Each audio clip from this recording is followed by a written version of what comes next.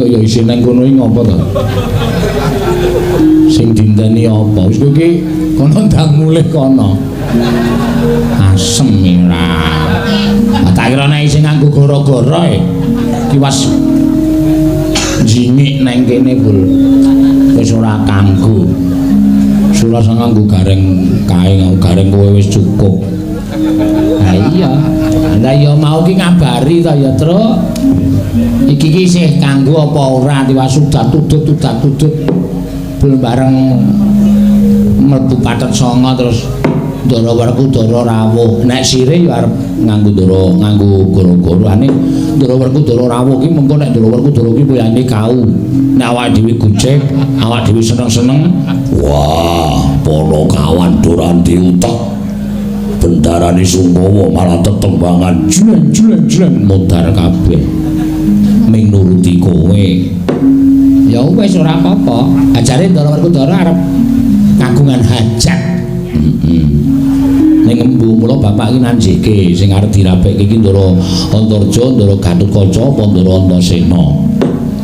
Nek Ndara Antarja kuwi ya wis kagungan garwa, Ndara Gatotkaca ya wis kagungan garwa. Lah iki incengane mesti Ndara Antasena. Ning Ndara Werkudara mesti bingunge Ndara Antasena kuwi piyai kau. Monggo sing wani karo bapakne ming Ndara Antasena. Nek Ndara Antasena didhawuhi ora gelem, wah ngrekoso malah engko iso bapak karo anak do gelut. Wong kae ora tau wedi karo bapakne. Kae iki kaya mburi iki.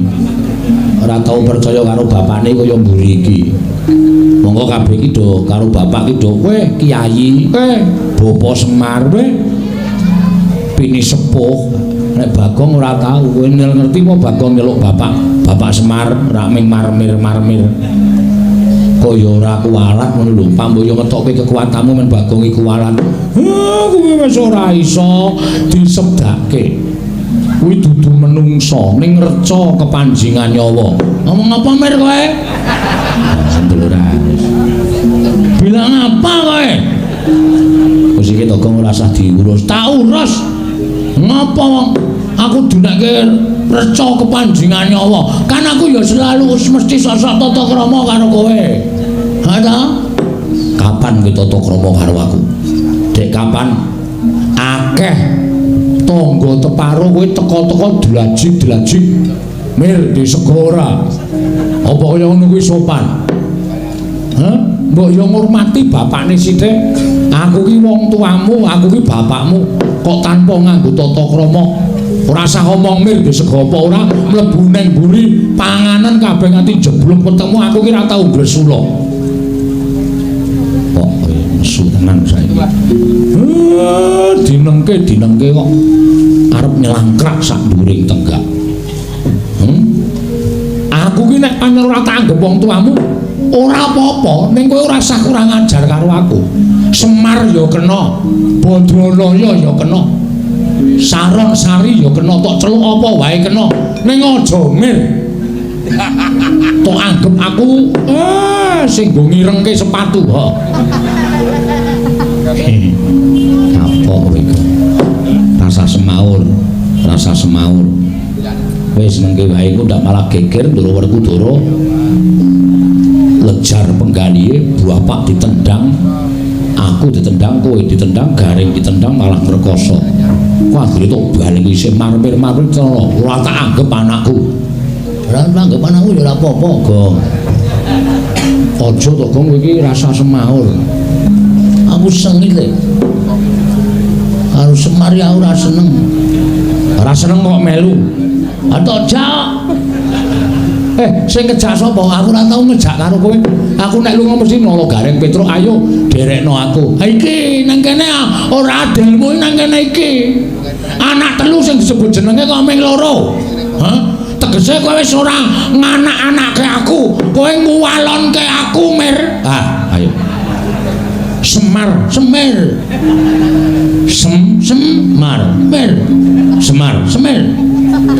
Boyo liyane Semar Badranaya. Moh, aku seneng Semar. Semar ngono kuwi apik kok. Rasa ndak dadi piyek-piyekne. Pake Ndara Werkudara kuwi dilipur sajae kok Sungkawa. Wah. Lipur Ndara Werkudara iki arep nganggo apa? Panjenengane ora tau seneng-seneng, panjenengane ora tau rupian-rupian.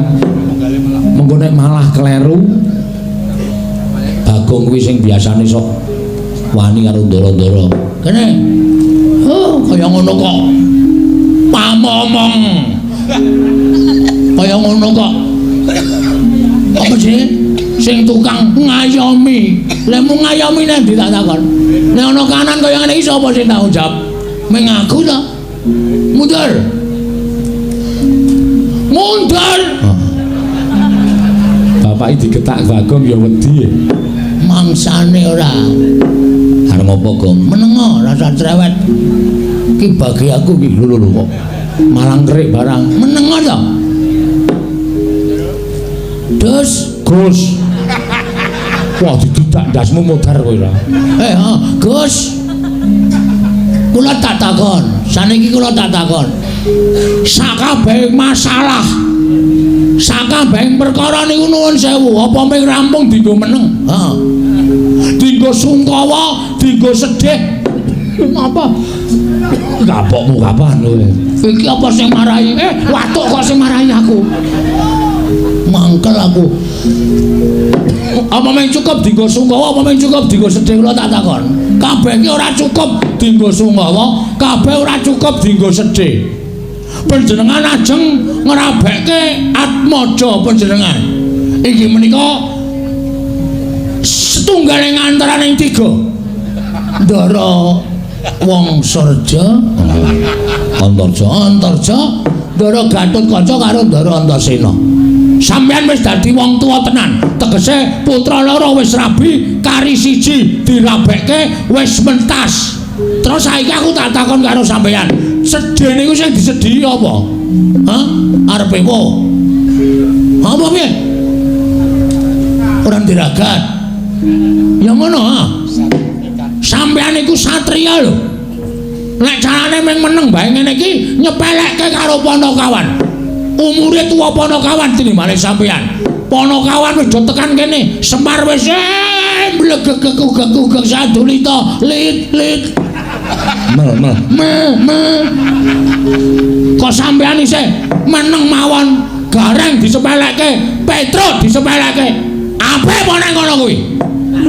Bagong aja kurang ajar. Aku kok sik deg-degan.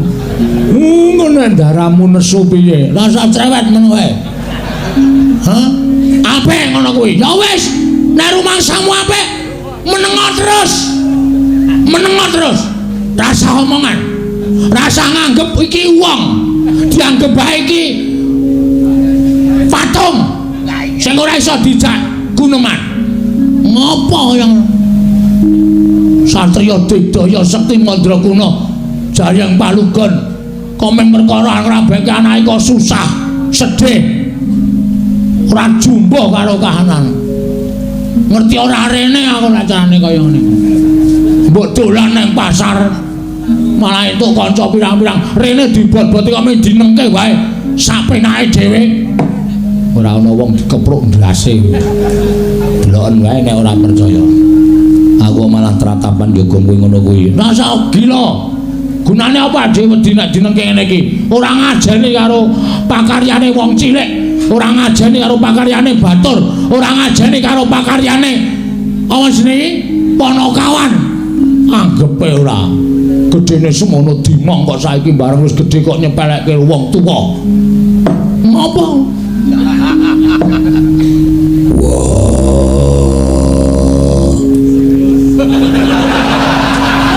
Ngopo kok mundur ngopo? Ayo maju ora. Kok tak keplandasmu lho, Tru. Tangane wis mulai medhun.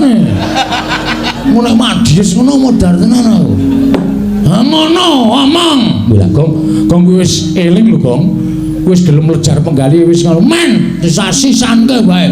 Karepen nuthuk siraku modar mbok malahane matiku diuntape karo ndaraku sing tak tresnani dhewe. Yo ngalem. Bareng tangane medhun kok ndaraku sing tak tresnani dhewe ora. Ape meneh ngono kuwi? Ha mbok ngendikan. Bagong. Nun,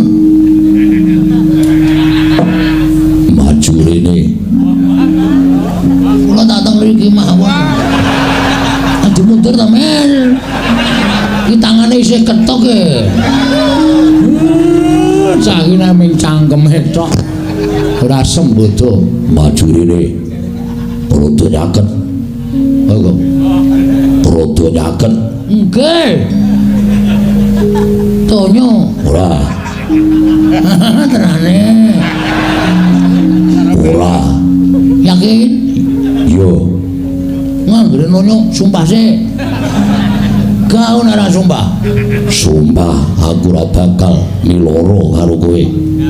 Wah, aku wonge ora bakal tegel karo kowe. Rene oke wis. Ngopo karengan ketimbangane Ndarawerku Dara. Mudar kon bali ra minggat-minggat malah jingik ketimbangane Ndarawerku Dara mudar. Rene. Nggih, ngapunten ya ora ana sing wani nglejarke penggalihe Ndara. Aku susah ngertos. Sopo yang bakal dawuh supaya dawuh para anake Janaka lagi tak pilih-pilih. Nggih, mulane ning aja dienggo susah. Nek dienggo susah niku ana kawan melu susah ya, Tru. Ya, Tru ya. Ora asu. Ben wae ora klop karo aku pokoke. Tru, diwangi kok nek entuk apa-apa tak moh ora. Kula niku ya susah, bapak ya nangis, Petro ya susah. Iya. Nggih. Ning bareng aku krungu suaramu, arep kowe ora ngecul, arep kowe ora nganggo bahan lawakan. Wis mulai anggere-anggere Ndarawerku Dara neng ati marai seneng. Nggih. Marai aku ilang susahe. Nggih.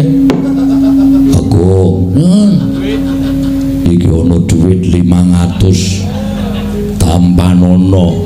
Apa to? Aku ki wonge ora blereng bondo donya. Ning iki tak paringi mboten. Yakin sumpah tak gawake pokok tak gawane dhewe.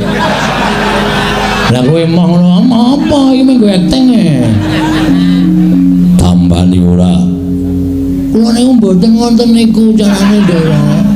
Kula moh napa sing kula lakoni niku mligi nindakake kewajiban. Nek meng terus dituku nganggo dhuwit, mengke terus meng tuman. Kula pendak-pendak ngadem Ndarawerku Dara, mesti mengke terus meng njaluk dhuwit.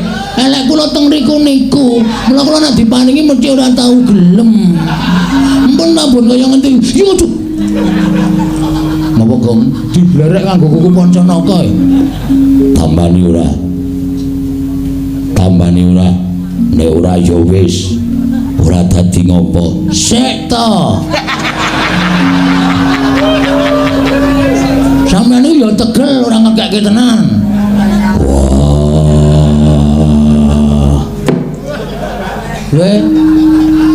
Aduh. Tru. Dasku Tru. Lah piye?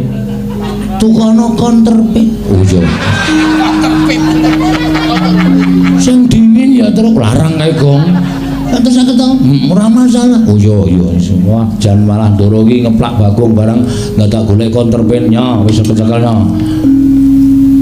Tuliske. Tuliske terus. Iya. Semi delok. Iki ngandel ora. Kowe iki mesti ngono kuwi ya, Tru. Konterpin. Iki rak tulisane oleskan sebelum dipakai. Kene nganti bumbunanku mencelat ngono. Antel sirahmu kowe. Anane salep iki kok ya iki ora. Nih, dadak loro nih. Yo tambani. Lho, pinten? 500. Berarti 650. Salepe 150 e. Wah, caidan. Jaluk imbuh kok werna-werna. Didum sing adil karo dulur-dulure bapakmu iki wenehi. Mel. Kento Entuk Dit Kondoro 75. Bagong kuwi wong kene kono iki Semar iki dianggep budhek apa piye? Wis dosane men disandang. Tak sandange. Men dosa ya. Kulino aku men. Piye terus piye? 75. Kowe kan ngegake kowe selawe ditumpong 3. Yo. Ya wis tak trimo ya, Gong. Reng njaluk ora? Njaluk no. Oh, tombo sirah ketiban tangane Ndara. Metro iki eneng dhuwit 5.000. Yo lah turun ngene kok. Mulane anake ya kaya ngono kelakuane. Tambani. Ayo tambani. Wis sah. 5.000 ditumpung 2. Njaluk ora Reng, njaluk no. Ki ono Dik 1.000. Wis terserah sak paringmu. Wong kari dhewe iki wis. Lho, kok nggawa 2 500-an loro. Oh iya wis. Wis njaluk dhewe ya. Dara. Oh. Bagong diparingi kok kula mboten ta Dara, panjenengan pilih kasih. Wah. Kare wonten dawuh. Aku gelem menehi kowe dhuwit luwih saka Bagong. Nggih. Wah, ning matamu gantinen sih. Diganti napa? Ganti neker. Kelereng. Mengko rak saya apik. Apa wene ana rating Honda 70. Sing ngomong Bagong. Sing muni rating cangkemmu ha. Matane kakane kaya rating. Puas kowe. Nyakit ora njaluk ora apa-apa. Gusti Maha Adil mesti bakal maringi karo umate. Waduh. Kula namung komandan Kalidoso. Wah, Bagong. Nah, Semar mbok wenehi 20. Semar iku nek nyekel ditoke-oke sok tiba. Matane wis matamu kuwi. Karo wong tuwa kok anu mripate wis lamur. Niku asline kula paringi 300 ning kula betake. Dhek mung butuh tuku tes ya, Man. Apa? Tes. Tes ki apa? Kuwi lho sing wedang diwiasi lho. Tes dengkul mlotot. Niku kula kaki 20 men iso tanduk ping 4. Ya, Mar ya. Mengko kula kaki 300. Mar.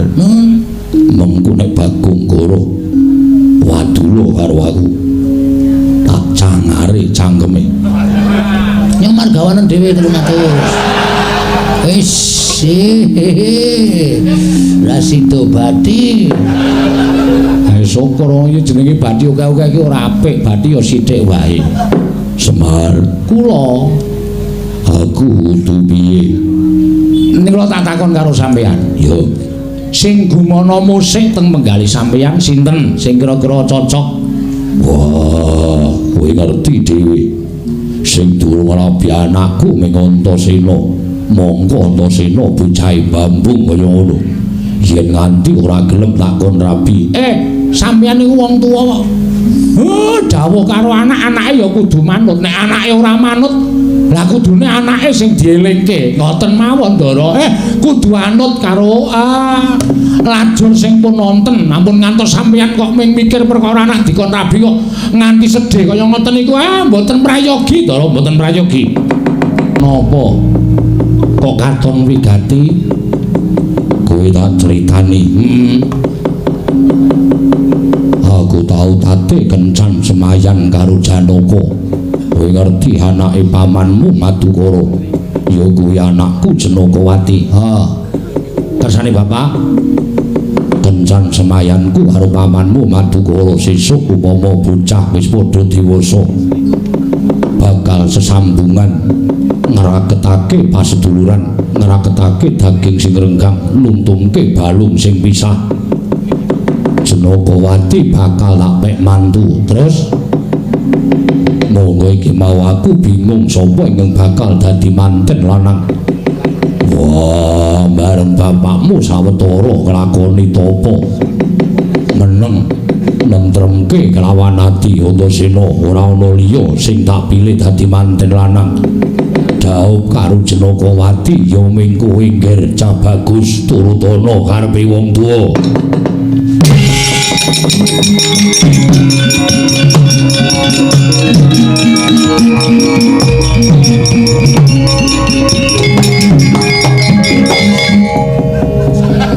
sik Pak lah kok dadi bapak paring pangandikan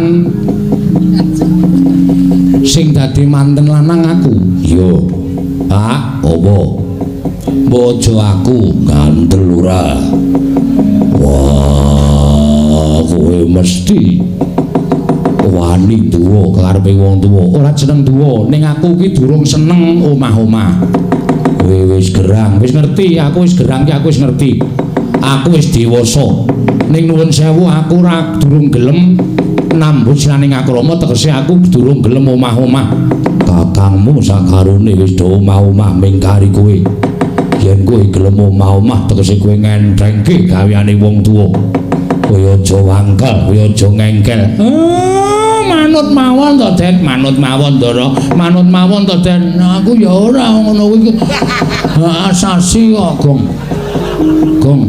Gong ora dijaluk bali lho oh iya Den nek kula ya manut wah lali aku terus krungu ora ya krungu ya engko paling dijaluk meneh iki nek tak gunake ya nggo tuku apa-apa terus engko ya aja ngengkel karo aku kaya aja netangi kampurkaning wong gerang manut ora nuwun sewu Pak nek aku didhawuhi bapak munggah gunung medhun jurang gedhe-gedhene jegur segara aku ora bakal wegah ning nek bapak dawuh aku kon rabi aku durung iso nglakoni Kak aku durung iso dadi wong tuwa sing apik aku durung iso dadi bapak sing apik upama aku nggonku rabi diparingi momongan mulo-mbangane mengko bapak Kisra merga ngurusi karo uripe Antasena nuwun mahapura aku urung gelem wah caidan ya ngono kowe wani karo bapakmu ora perkara wani ning aku njaluk karo bapak wene ana inah sawetara